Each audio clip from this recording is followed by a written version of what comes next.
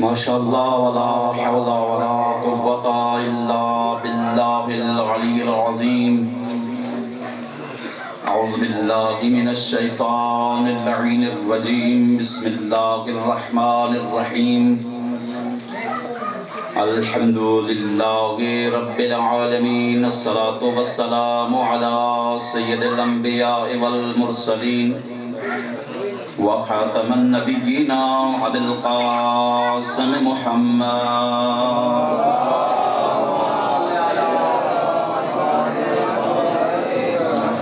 وآلہ طیبین الطاہرین المعصومین الذین اذهب اللہ عنہم الرجس وطہرہم تطہیرا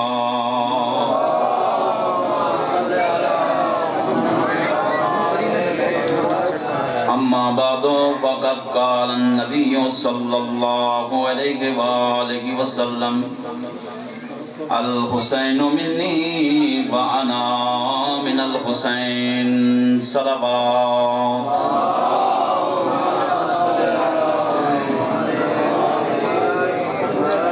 بارگاہ رب کریم میں دعا گو ہوں مولا کائنات آپ تمام عزاداران مظلوم کربلا کا اس مقدس عزاداری اور مجلس میں آنا اپنی بارگاہ میں قبول و منظور فرمائے۔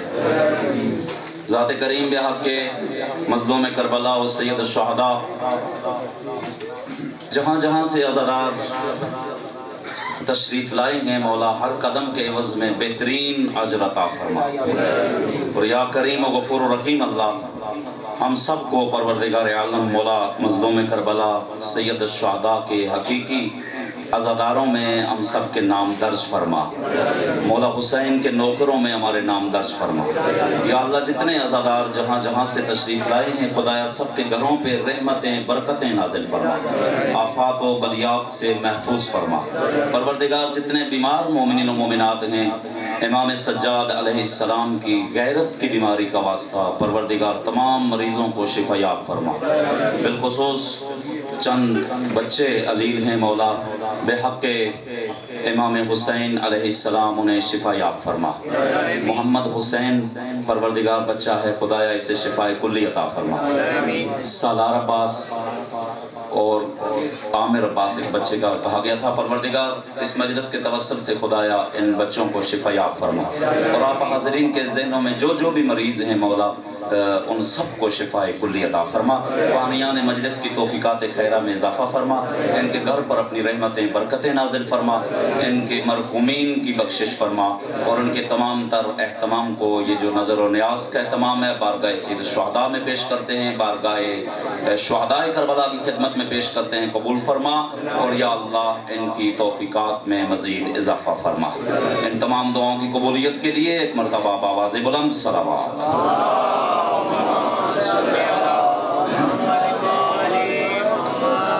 مومنین کرام پروردگار عالم کا احسان اور شکر ادا کرتے ہیں اس نعمت پر جو پروردگار عالم نے آپ کو اور مجھے یہ موقع فراہم کیا ہے کہ ہم اس ہستی کی مجلس اعزاء میں بیٹھے ہیں کہ جن کے فضائل قرآن بھی پڑھ رہا ہے اور جس کے قلب پہ قرآن نازل ہوا وہ بھی پڑھ رہا ہے،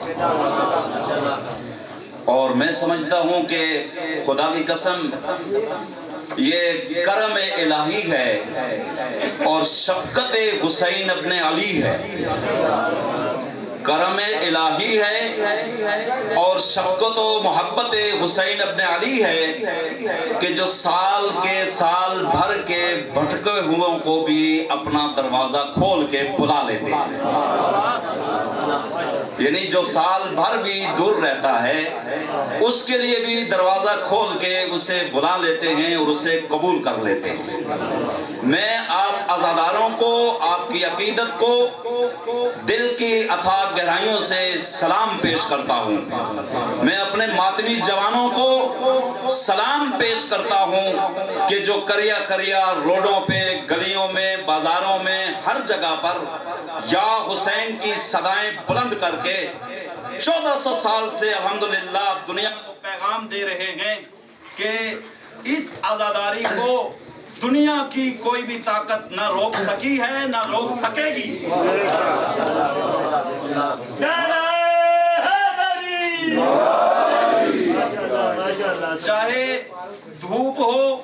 बारिश हो, मौसम की शिद्दत हो, मातमी पे इन चीजों का किसी किस्म का कोई असर नहीं पड़ता। और याद रखे दुनिया और हम सब कि कसम बा खुदा मजलिस हुसैन और आज़ादारी ये सैयद शुहदा ना कल और ना आज और ना आइंदा ना कभी हमारी मोहताज थी और ना होगी। आज़ादारी हमारी मोहताज नहीं है। आज़ादारी का वारिस पर्दे गैबत में बैठकर इसकी रहनुमाई कर रहा है।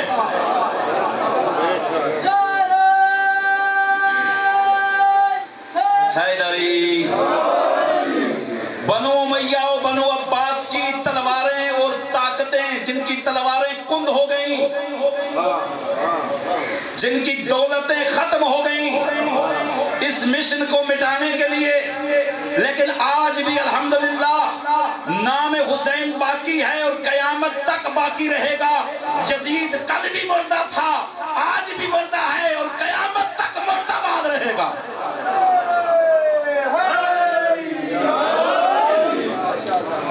खुदावंद मुताल का शुक्र अदा करते हैं अज़ीज़ान गिरामी में बड़ी जिम्मेदारी के साथ, और हमारी खुशनसीबी है अल्हम्दुलिल्लाह, खित्ता कौसार की खुशनसीबी है कि हर जगह पर जिक्र हुसैन की बेहतरीन महफिल और मजालिस का एहतमाम है। और हमारे पास अल्हम्दुलिल्लाह अच्छे ज़ाकिरीन, अच्छे उलमा, आज भी हमारे पास अल्हम्दुलिल्लाह एक बेहतरीन शख्सियत तशरीफ फरमा है। और मैं इंशाअल्लाह कोशिश करूंगा, मैं मकामी तौर पर हाजिरी के लिए पेश हुआ हूँ, ज्यादा उनसे इस्तेफादा करेंगे इंशाअल्लाह। लेकिन अज़ीज़ान गिरामी जो चंद मिनटों की जहमत देनी है उसमें आप तमाम साहिबान से इल्तमास है कि उसमें तवज्जो का तालिब रहूंगा। बात मेरी कोई नहीं होगी, बात होगी या कुरान से या बारिश से कुरान के फरमान से, जिसको कोई भी ठुकरा नहीं सकता, जिसको कोई भी रद्द नहीं कर सकता। अज़ीज़ान गिरामी जब तक किसी भी अमल की मारिफत ना हो उस अमल का कोई फायदा नहीं होता। सबसे पहले आइए देखें कि ये किसका फरमान मैंने आपकी खिदमत में पेश किया। जो फरमान मैंने आपकी खिदमत में हदीस मुबारका को तिलावत फरमाने का शर्फ हासिल किया, पूरी मिल्लत इस्लामिया के लिए जरूरी है कि गौर करे, फिक्र करे कि ये फरमान किसका पेश किया जा रहा है। तो अर्ज करूंगा कि ये फरमान उसका आपकी खिदमत में पेश किया, ये अहदीस उसकी पढ़ी जिसके बारे में कुरान सूरह नज्म में ऐलान करके कहता है वमा यंतिकु अनिल हवा इन हुवा इल्ला वहीयुन यूहा। मेरे नबी के लब ही हरकत नहीं करते जब तक वही एक खुदा ना आ जाए। यानी ये जो भी बोलता है ये ताबे वही है। तवज्जो है या नहीं? ये जो कलाम करता है अपनी मर्जी से नहीं करता, ये ताबे वही है। ये अगर किसी के फजाइल पढ़ता है तो ताबे वही, ये अगर किसी के बारे में कोई फजीलत बयान करता है तो ताबे वही, अगर ये किसी को कंधे पे उठा लेता है तो ताबे वही, अगर ये किसी को अपने पास बुला लेता है तो ताबे वही, अगर किसी को उठा देता है तो ताबे वही। ये अपनी मर्जी से कुछ नहीं करता। वह मा यंतिकु अनिल हवा इन हुवा इल्ला वह्युन यूहा। मेरे नबी के लब ही हरकत नहीं करते जब तक वही खुदा ना आ जाए। अगर हुसैन मिन्नी कह रहा है तो हुसैन को खुश करने के लिए नहीं बल्कि रिज़ाए परवरदिगार ही ये है, परवरदिगार की रिजा ही ये है। लिहाजा अज़ीज़ान गिरामी, मैं जिम्मेदार मिंबर पे बैठ के जिम्मेदारी के साथ एक जुमला अर्ज करता हूँ कि खुदा की कसम हमारी ये मजालिस हो, हमारे ये जुलूस हो, हमारी ये महफिल हो, ये किसी के खिलाफ नहीं होती। इनके इबादत इलाही हैं। हम परवरदिगार की रिजा के लिए इनका एहतमाम करते हैं। क्यों? इसलिए कि जिसने दीन सिखाया है उसी ने बताया है कि अगर मेरी रिजा चाहिए और मेरे दर पे आना चाहते हो तो मैं ऐलान करके जा रहा हूं, अना मदीनतुल इल्म व अलीयुन बाबुहा।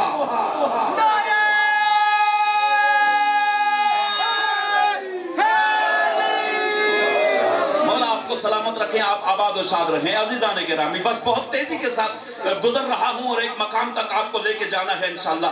ضروری امر یہ ہے کہ دنیا غور کرے کہ یہ کون ہستی ہے کہ جو یہ پیغام دے رہی فضیلتوں میں قرآن سے بھی بلند درجے کا حامل ہے کہ جو یہ فرمان آپ کو اور پوری ملت اسلامیہ کو سنا رہا ہے.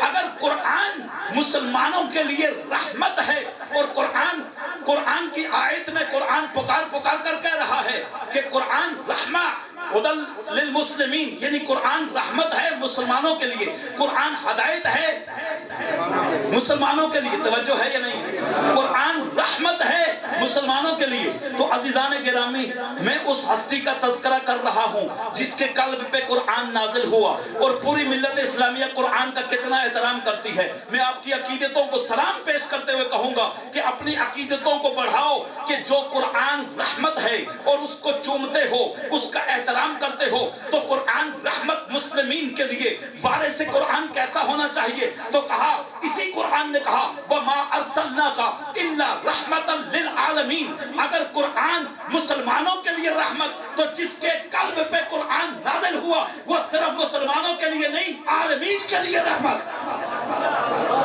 اللہ اکبر. اب عالمین کے لیے رحمت مصطفیٰ کی ذات. توجہ ہے یا نہیں؟ عالمین کے لیے رحمت بنا کر جسے بھیجا وہ محمد مصطفیٰ. قرآن بھی رحمت لیکن مسلمانوں کے لیے، مصطفیٰ رحمت عالمین کے لیے.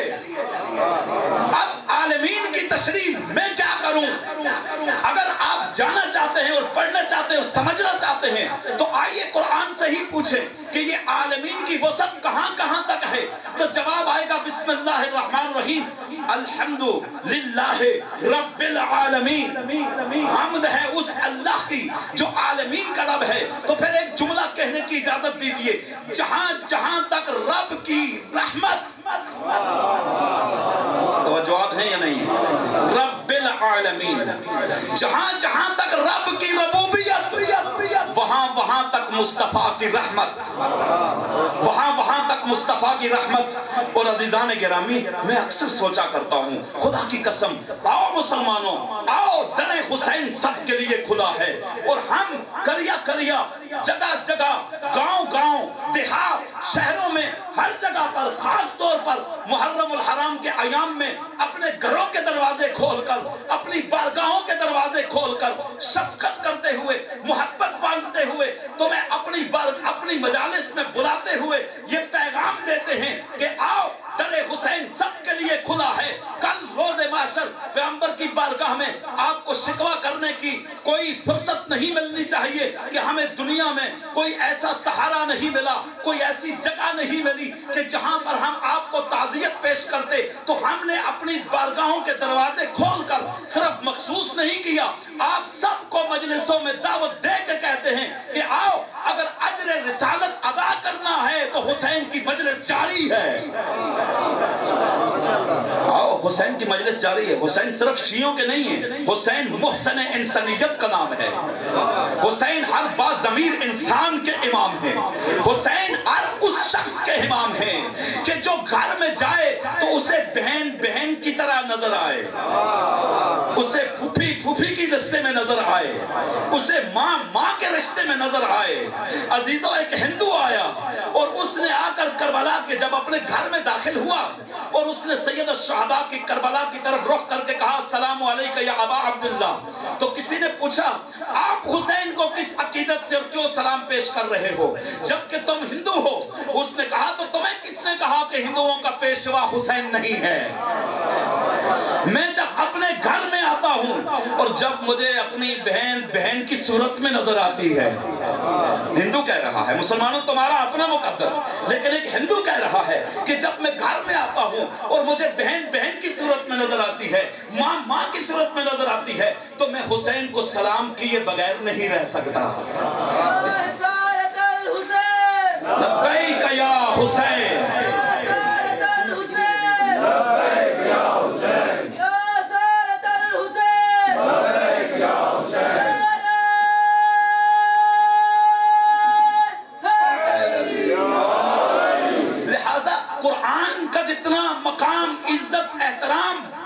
اتنا ہی وارث قرآن کا عزت مقام. اگر قرآن کے اندر ہر خشک و تر کا جواب موجود تو وارث قرآن وہ ہونا چاہیے کہ جس کے پاس کتاب کا علم ہو، جس کے پاس کتاب کا علم ہو۔ مجھے جملہ کہنے کی اجازت دیں کہ قرآن کا وارث ایسا ہونا چاہیے کہ جس کے پاس اگر کوئی سائل آ جائے تو وہ کہے کہ تو نے سوال کرنا ہے یا علی جواب عطا کرے، تو نے سوال کرنا ہے یا علی جواب عطا کرے۔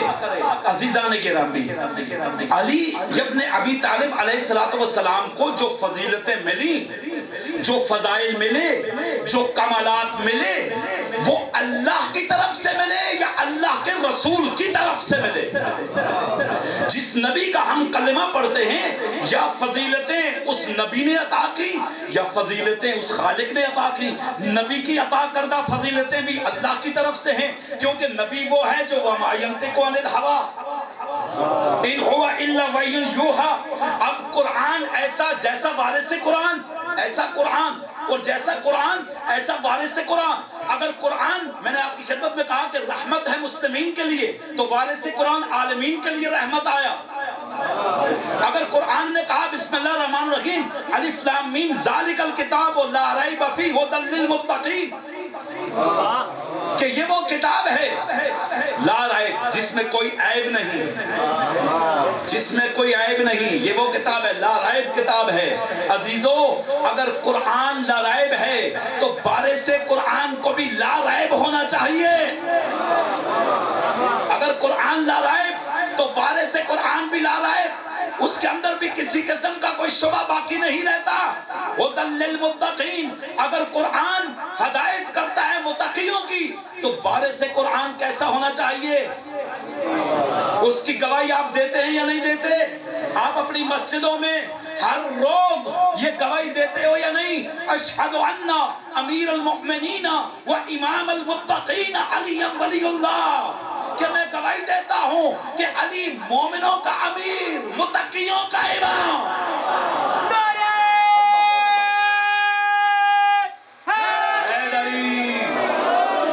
علی مومنوں کے امیر کا نام ہے، علی متقیوں کے امام کا نام ہے۔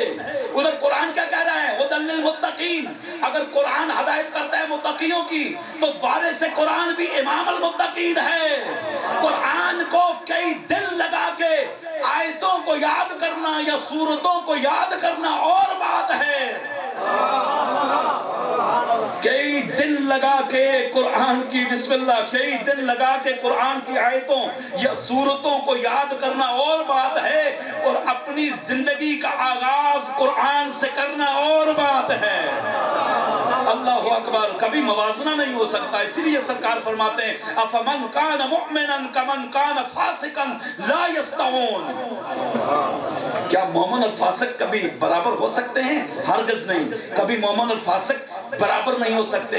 عزیزان گرامی، یہ ہیں وارث قرآن۔ حسین منی و انا من الحسین، جو کہہ رہا ہے نبی اعظم، یہ وہ نبی ہے۔ بس ذہنوں کو تمام کیے جا رہا ہوں، آپ کی توجہ کا طالب ہوں۔ یہ وہ نبی ہے جس نے حسین منی و انا من الحسین کہہ کے دنیا والوں کو بتایا کہ دنیا والوں، مجھ سے محبت کرنے والوں، میں کہا کرتا ہوں، اکثر کہا کرتا ہوں کہ خدا را چھوڑیے، اپنے عقل سے سوچئے کہ ہم کتنا احترام کرتے ہیں۔ آج 1400 سال گزر جانے کے بعد بھی اگر مجھے اور آپ کو اور ملت اسلامیہ کے کسی بھی فرد کو اگر اللہ یہ موقع دے اور مدینہ منورہ میں چلا جائے اور مدینہ میں جا کر نبی صلی اللہ علیہ وآلہ وسلم کی قبر مبارک کو، روضہ مبارک کو چومنے کا موقع مل جائے، جالیوں کو چومنے کا موقع مل جائے، تو وہ کتنا فخر کرتا ہے، وہ کتنا لطف محسوس کرتا ہے۔ وہ آ کے دوستوں میں بیان کرے گا، محفلوں میں بیان کرے گا،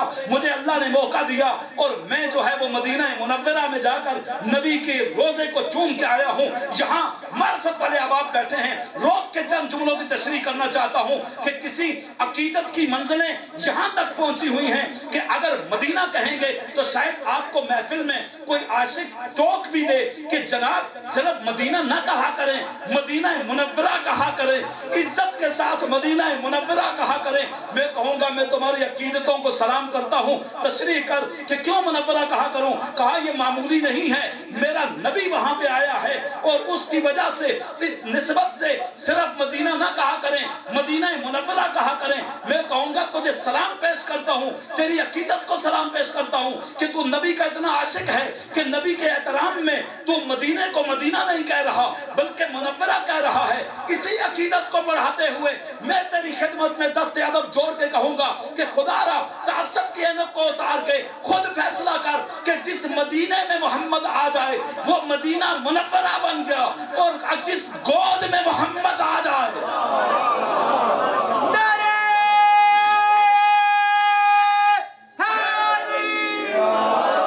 اللہ آپ کو سلامت رکھے، آپ آباد و شاد رہے۔ اگر مدینے میں محمد کے آنے سے مدینہ مدینہ نہیں رہا بلکہ مدینہ منورہ، جس کے آنے سے مدینہ منور ہو جائے، عزیزو سوچا کرو کہ جس ہستی کے مدینے میں آنے سے مدینہ منورہ ہو گیا، جس گھر میں محمد تھے وہ گھر کیا ہوگا، جس گود میں محمد تھے وہ گود کیا ہوگی۔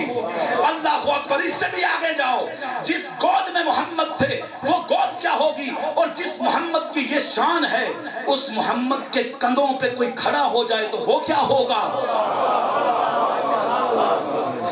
اللہ اکبر، وہ محمد کے پشت پر اگر کوئی آ کے سوار ہو جائے تو وہ کیا ہوگا۔ نہیں نہیں نہیں نہیں نہیں، ایک عقیدت کو اور بڑھاتے ہیں، ایک منزل اور طے کرتے ہیں۔ ہاں، جس محفل میں آج 1400 سال کے بعد طور میں محمد مصطفیٰ کے روضہ مبارک کو چوم کر آ کر فخر کرتے ہیں، عزیزہ غور کیا کرو نا، جس قبر رسول خدا کی جالی کو چوم کر امت مسلمہ، غلامان مصطفیٰ، عاشقان مصطفیٰ جالی کو چوم کر آج فخر کرتے ہیں کہ میں مصطفیٰ کی جالی کو چوم کے آیا ہوں، ذرا غور کیا کر کہ وہ مصطفیٰ جسے چومے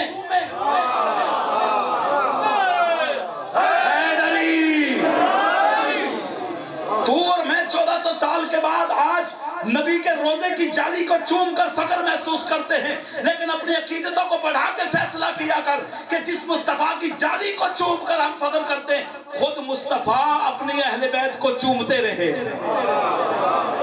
خود مصطفیٰ ان کو چومتے رہے۔ ان کا کیا مقام ہوگا، ان کی کیا عزت ہوگی، ان کی کیا عظمت ہوگی۔ مکہ مکرمہ، مولانا صاحب مکہ نہ کہا کرو، مکہ مکرمہ کہا کرو۔ میں کہوں گا بالکل بسم اللہ، عزت والا اکرام والا گھر۔ بہت تیزی سے گزر رہا ہوں، بہت تیزی سے۔ مکہ مکرمہ، مولانا صاحب مکرمہ کہا کرو۔ میں کہا کیوں؟ اکرام کے ساتھ، نبی کی نسبت کے ساتھ۔ مکہ مکرمہ، اس میں اللہ کا گھر ہے، بیت اللہ ہے، کعبہ ہے۔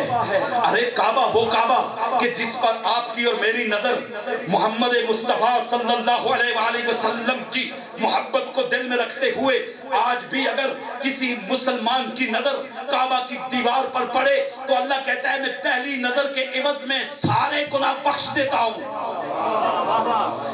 پہلی نظر کے عوض میں سارے گناہوں کو بخش دیتا ہوں کہ جو میرے گھر کی دیوار پر پہلی نظر ڈالے، محبت کے ساتھ ڈالے، میں رحمان اللہ اس کے ساری خطائیں، اس کے سارے گناہ معاف کر دیتا ہوں۔ میں کہوں گا مسلمانوں اپنی عقیدتوں کو بڑھاؤ، جس کعبے کی دیوار کی یہ عظمت ہے کہ 1400 سال کے بعد طور میں بتائے ہوئے طریقے کے مطابق اس پر نظر ڈالیں تو تیرے اور میرے گناہ معاف۔ تو ذرا غور کر، وہی دیوار کعبہ اگر کسی کے احترام میں شک ہو جائے، اللہ اکبر،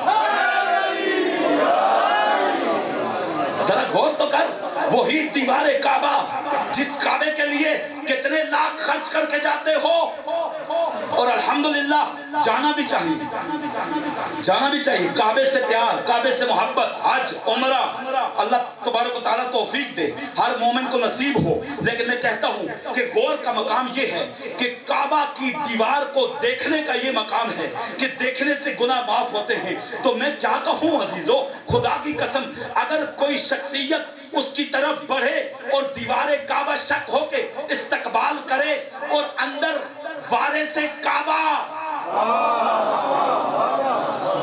اللہ اکبر. جس کعبہ کی طرف ہم مسلمان 5 وقت منہ کر کے نماز پڑھتے ہیں، کبھی غور کیا کر، یہ وہی کعبہ ہے جس کعبے کے اندر میرا امام علی ابن ابی طالب جن کی ولادت کعبہ کے اندر ہوئی. آج تک تاریخ میں نہ ملا کہ کوئی کسی بستی کی کچی مسجد میں بھی پیدا ہوا ہو. یہ مقام عظمت ہے، یہ مقام عزت ہے، یہ مقام عظمت ہے. عزیزان گرامی، بس وقت کے دامن میں گنجائش نہیں، بہت تیزی سے پڑھتے ہوئے مکہ مکرمہ کی یہ عزت توجہ ہے.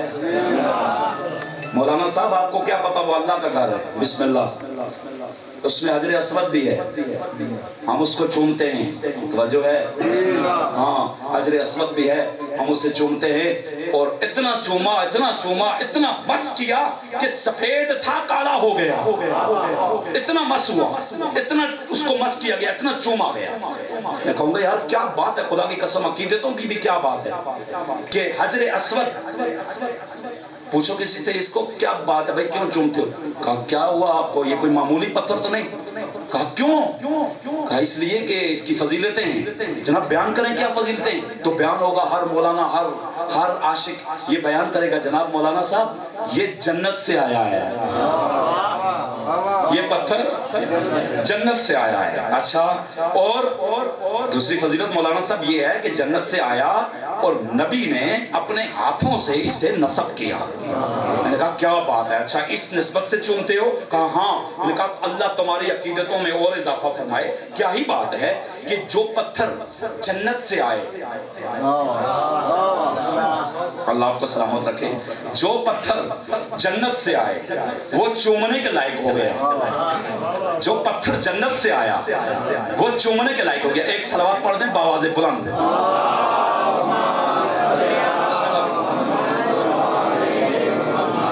بسم اللہ. مولا سلامت رکھیں. قبلہ آغا صاحب تشریف لا چکے ہیں، انشاءاللہ انتہائی بہترین شخصیت، اور انشاءاللہ ان سے سب مل کے استفادہ کریں گے. بس ذہنتوں کو تمام کیے ہوئے نتیجے تک جاتا ہوں کہ جو پتھر جنت سے آیا اس کو ہم نے چوما اور کہا اس لیے چومتے ہیں کہ جنت سے آیا ہے.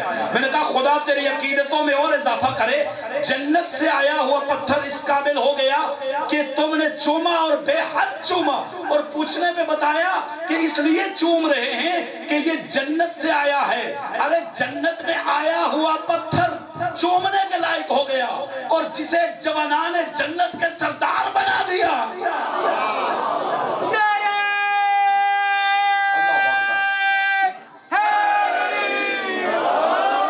الحسن والحسین سید الشہباب اہل الجنہ.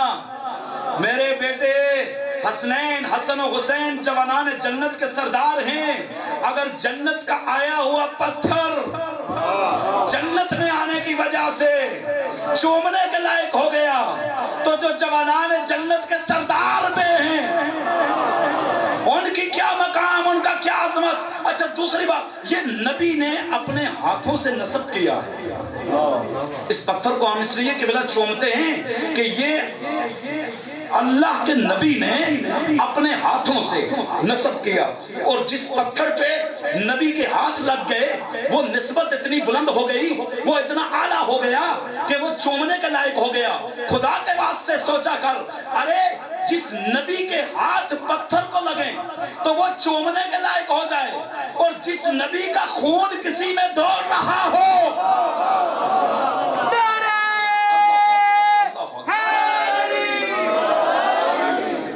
ہاتھ لگنے سے پتھر چومنے کے قابل ہو گیا.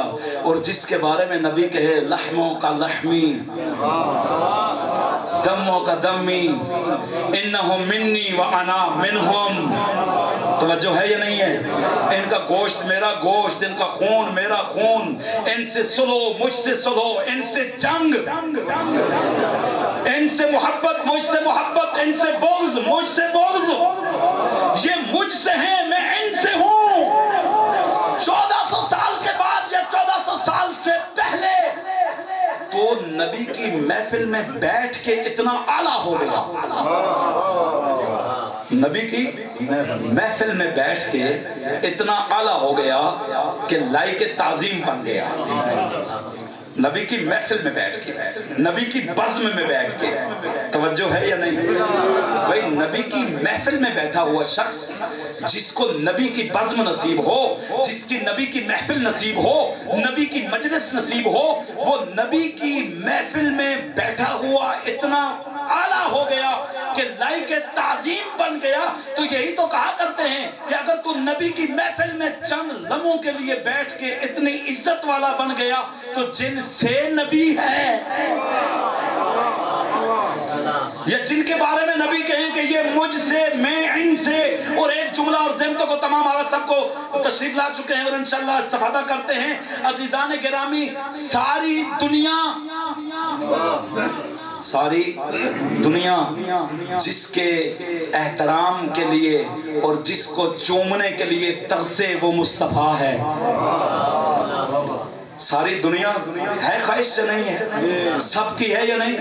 کون ہے ایسا جس کی یہ خواہش نہ ہو کہ مصطفیٰ کو چومیں؟ ہم تو روزہ مصطفیٰ کو چومتے ہیں, وہاں پہ بھی پیرے لگے ہیں. توجہ ہے یا نہیں ہے؟ توجہ چاہوں گا عزیزان گرامی. تو ساری دنیا جس کو چومنے کے لیے ترسے وہ مصطفیٰ, اور مصطفیٰ جس کو چومتے رہے وہ حسین ابن علی جسے مصطفیٰ چومتے رہے اور کوئی موقع ہاتھ سے جانے نہیں دیا. عزاداران سید الشہداء, کوئی موقع ہاتھ سے نہیں جانے دیا. پیغمبر خدا نے جہاں پہ اپنے حسین کا تعارف پیش نہ کرایا ہو.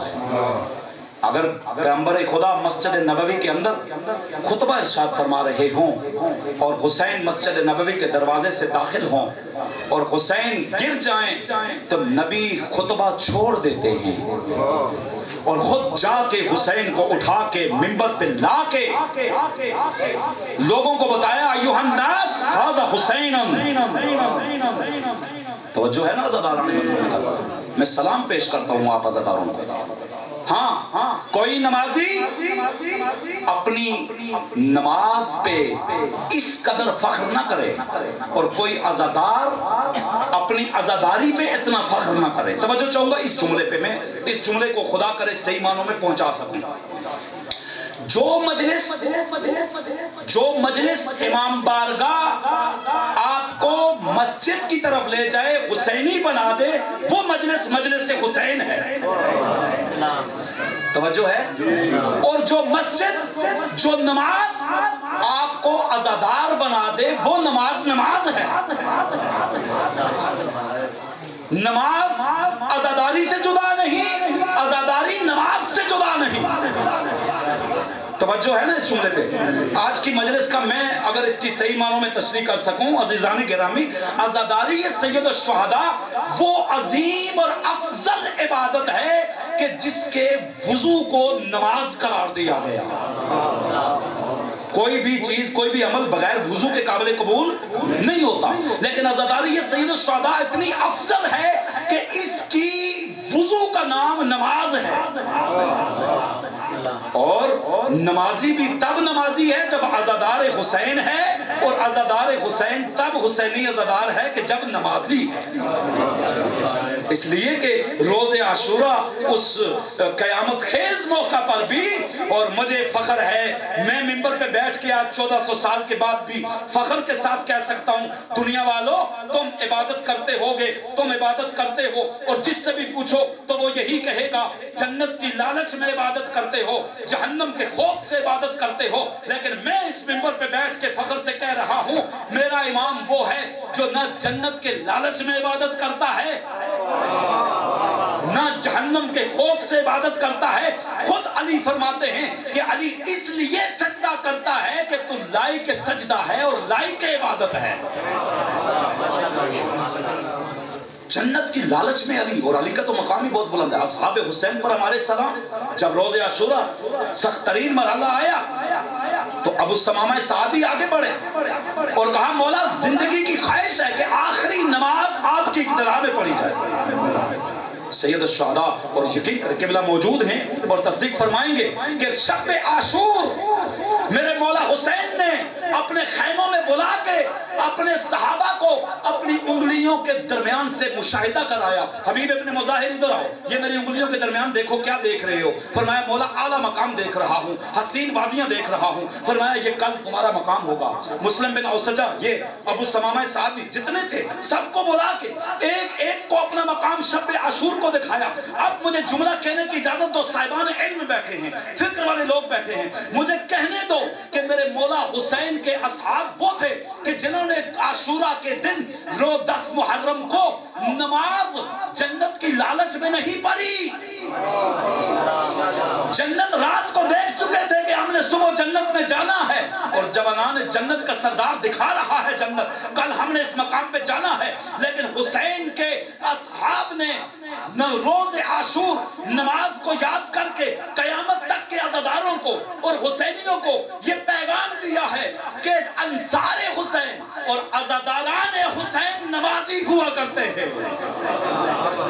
نمازی ہوا کرتے ہیں. اور وہ حسین سے عشق کرتے کہا تو نے اس مشکل وقت میں نماز کو یاد کیا, جا حسین تیرے حق میں یہ دعا کرتا ہے کہ اللہ تمہیں نمازیوں کی صف سے اٹھائے, اللہ تمہیں نمازیوں کی صف میں اٹھائے. عزیزوں بڑا خرچہ ہوا ہے, بس ایک جملہ اور ذہن تے تمام. خدا کی قسم میں نے تاریخ کربلا میں اس واقعے کو انسان کو ہلا کے رکھ دیتا ہے کہ جب ان ملعونوں نے مولا حسین ابن علی کو شہید کر لیا اور رسول اللہ کی بیٹیوں کو, علی مرتضیٰ کی بیٹیوں کو قید کر لیا, ان کے بازو سروں کے پیچھے پسے پشت باندھ لیے گئے, گرفتار کر کے لے جایا گیا نا, تو روایات بتاتی ہیں کہ کربلا سے لے کر شام تک 7 مرتبہ میرے مولا حسین کے سر نے کلام کی ہے. اجرکم اللہ, 7 مرتبہ میرے مولا حسین کے سر نے کلام کی ہے. عزاداران مظلوم کربلا جب یہ قافلہ جا رہا تھا نا, اور ان ظالموں نے ایک مقام پہ قافلے کو روکا, اور جس نیزے پہ میرے مولا کا سر تھا اس نیزے کو جب زمین میں رکھا تو وہ نیزہ زمین کے اندر چلا گیا. اب یہ ظالم آگے بڑھانے کی کوشش کرتے ہیں, نیزہ نہیں نکل رہا, آگے کی طرف نہیں بڑھ رہا. بس عزاداران مظلوم کربلا شبر ملعون آگے بڑھا, ہاتھوں میں تازیانہ لیے ہوئے سید سجاد کے قریب آیا. بس عزادارو سید سجاد کی قبر پہ ظالم نے اس قدر تازیانے مارے کہ ایک مرتبہ سید سجاد اپنے بابا کے سر کی طرف دیکھ کے کہتے ہیں بابا اب سجاد میں سکت نہیں رہی. اجرکم اللہ, بابا میں تازیانے برداشت نہیں کر پا رہا. بابا بتائیے آپ کا سر آگے کیوں نہیں بڑھ رہا. بس عزادارو ایک مرتبہ سید سجاد اپنے بابا کے نیزے کے پاس گئے, فرماتے حسین بیٹا سجاد میری سکینہ گر گئی, ارے جب تک سکینہ نہیں آئے گی میرا سر آگے نہیں بڑھے گا. اجرکم اللہ, بس یہ سننا تھا علی کی بیٹی نے خود کو اونٹ سے گرا دیا. ارے چلی علی کی بیٹی پیچھے کی طرف کہ جہاں پہ سکینہ گری تھی, چلتے چلتے ایک ایسے مقام پہ پہنچی, کیا دیکھا ایک درخت کے نیچے ایک سیاہ برقعے والی بی بی ہے, ارے جس کی گود میں بچی ہے. قریب جاتی ہے علی کی بیٹی, فرمایا میں تمہارے حق میں دعا کرتی ہوں اللہ تمہیں جنت میں مقام عطا کرے, یہ میری بچی ہے مجھے دے دو. ارے آنے والے ایک مرتبہ کہا زینب مجھے پہچانو, ارے میں تیری ماں فاطمہ ہوں, ارے میری سکینہ بھی میری گود میں سوئی ہے. لعنت اللہ علی القوم الظالمین.